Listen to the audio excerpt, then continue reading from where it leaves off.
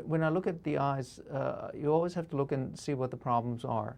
Are the problems with the lower lids, the upper lids, or the area of the brow? And you have to address those things separately. So how do you approach a brow lift? You know, I've been very disappointed with brow lifts in general because unless you do a very extensive brow lift and you make incisions in the hairlines and so on and so forth, you cannot really get, in my opinion, decent results with a brow lift, meaning that you are raising the brow. And even when you do that, many times people end up with surprised looks because of the brow that's raised too much. So what I do nowadays, which is very straightforward, is that just about every time I do an upper eyelid surgery, the brow is right there. So I go a little bit higher up and I fix the brow in its correct position. This is a great procedure. It gives you a very conservative effect on the brow, and it doesn't let you have a brow that's too high and a surprise look. It just brings it in the right position. Now, of course, Debbie's close friends and her family, they know that she's had work done. But to a stranger or to her clients, that's key, right? Of course, your family's going to know. Of course. But you don't want to be walking down the street and someone saying that person's had work done. Most people, when they come in, say to you, and that is very common when people come in to have work done on their face, I don't want to look pulled, and I want to look like myself. I do not want to look like somebody else. And the reason for that is because, you see, a lot of celebrities not looking that good after having facial plastic surgery. And the reason why is because various procedures are distorting, I believe, their features. And one of the major things that you want to avoid is that pulled look. The pulled look. Let's talk about that. The pulled look is, I had to kind of figure out that the pulled look really meant a pulled mouth.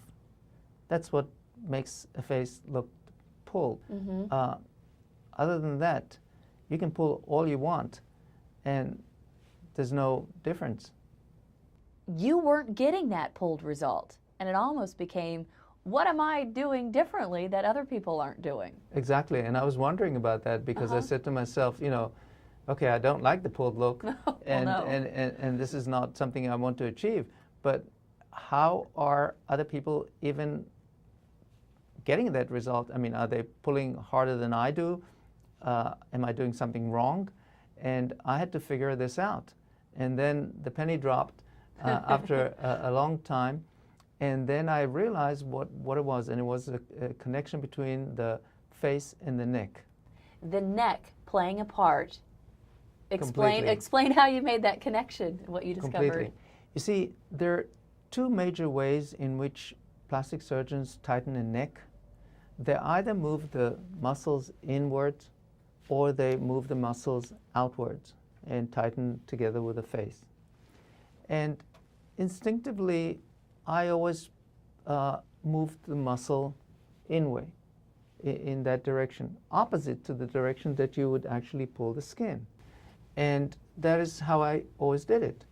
And I came to realize that the connection of a pulled mouth was because when you are tightening the muscles out, you are pulling on the corners of the mouth. And that is what pulls the mouth out. And if you tighten the muscles in, what you are doing, you are essentially stabilizing the corner of the mouth, and you're not allowing it to be pulled. And the reason is simple. It's simple anatomy. The muscles of the neck are inserted into the corners of the mouth, and that is what the solution is. Is this a major breakthrough? Well, it was for me because I was able to say to every patient that walked in, and I've not seen it written anywhere actually in plastic surgery literature to this date, obviously. And I've always been able to say to my patients, I'm not going to give you a pulled look. It would be almost impossible with the way that you do the face and the neck to have that result. I strongly believe that because you are anchoring the corners of the mouth and you're not letting it be stretched. It sounds pretty simple. now that you've spelled it out for us. Well, it is. I mean, it was. I mean, it was staring us in the face, and you just have to realize that that is what it is. Dr. Brauman, thank you. Our discussion will continue as we talk about the similarities between a tummy tuck and a facelift. Believe it or not, there are some, and Dr. Brauman will explain right after we look at some more of his work in our Before and After Gallery.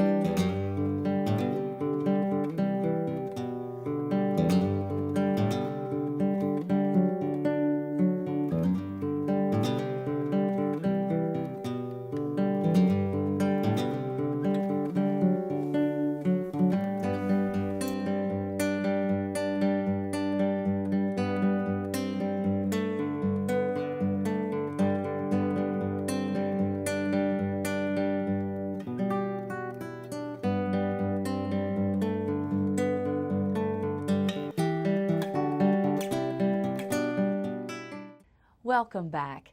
Dr. Brauman, there is a connection that you've said between two things that don't seem connected at all. We're talking about the similarities between a tummy tuck and a facelift. What is in common is that if you look at the human body, it is one body, and there are many similarities in how the body is structured everywhere. And if you look more for the similarities than the differences, then you come up with really interesting points of view. What have you discovered? You know, if you really look at the older anatomy textbooks, then you see that they do not differentiate between what happens on the face or what happens on the arm or the tummy, because the structure of the skin and the underlying tissue, the fat, the covering of the muscles themselves, there's a certain continuity, and there's a lot of similarities. So techniques that you use in tummy tucks are very appropriate for the face and for any other area. And all you have to find is what is similar, and then you can use it. Let's talk about your tummy tuck technique and then how it translates into your facelift technique. And those two techniques evolved almost sort of side by side, and the principle is was very simple, very straightforward. It is using non-invasive techniques, and the bottom line is that when you use non-invasive techniques, we call them, you know, many times I call liposuction techniques and so on, but liposuction is not just liposuction. Liposuction is basically the use of tubes to separate the tissue in a non-invasive way in which you're not cutting. And that's what you're doing. You're just separating tissue. And separating tissue in surgery is called dissection. And that avoids a lot of cutting. It makes it safer. It makes it better. And it does what I need it to do. And it preserves blood vessels, nerves, all the things that you otherwise would be cutting. Mm-hmm. Which makes it a very customized procedure, I would think, that you've developed, and for each patient. They're getting their own unique procedure. Exactly, but the bottom line is, if you recall, when we were talking about the neck, for instance, where you are working in different directions, you need to separate the tissues. You cannot not separate the tissue. You cannot keep them, leave them attached, because otherwise you'd be pulling them in the same direction, and that's not something you want, for instance, in the neck area. So that is where the technique comes in. Do you think when people, after they've seen you and they've said, I've had a facelift, there's so much more that goes into that than just lifting the face? It's a, you know, the word facelift is a word that has been used forever, and everybody uses it, obviously, because, you know, apart from that, it sounds good, because lift sounds like an uplift, and it sounds really great. But it's not really, my technique is not really, I'm not I mean, the lifting is just one portion of it. It's really a facial restoration, if you will, or it's a, you can call it even a face plasty or facial restoration. Another key I think about restoration is that you're restoring how you used to look. I think a lot of people just, they want to look like themselves, only younger. True, and many times I would have people bringing in photographs of themselves when they were younger.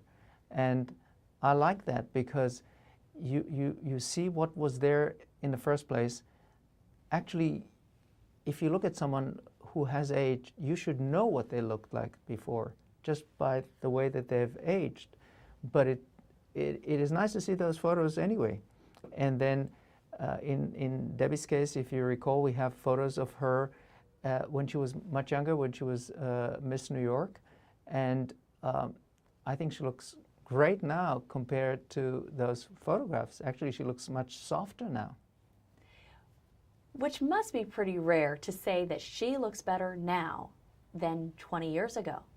I mean, you still see that that she is not, that she's older, that she's not, she's not in, I mean, she was in her 20s at that time, and she's no longer in her 20s.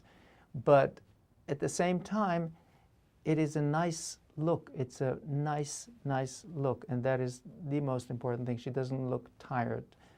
She doesn't look, old. She looks like a well put together woman who takes care of herself. Exactly. Which has to be the most desired result of all. Well, she does not have all the effects of aging which make you not look good. Mm-hmm. And that is what you're trying to work on. If someone comes in for a consultation, then it's not unrealistic to have photos from 15 years ago. And often they do.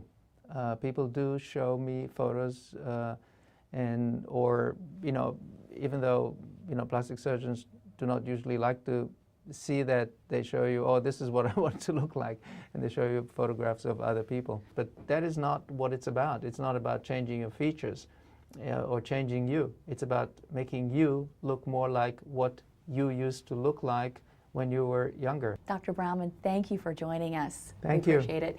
And we also thank you for joining us for this edition of the World of Plastic Surgery. We'll see you next time.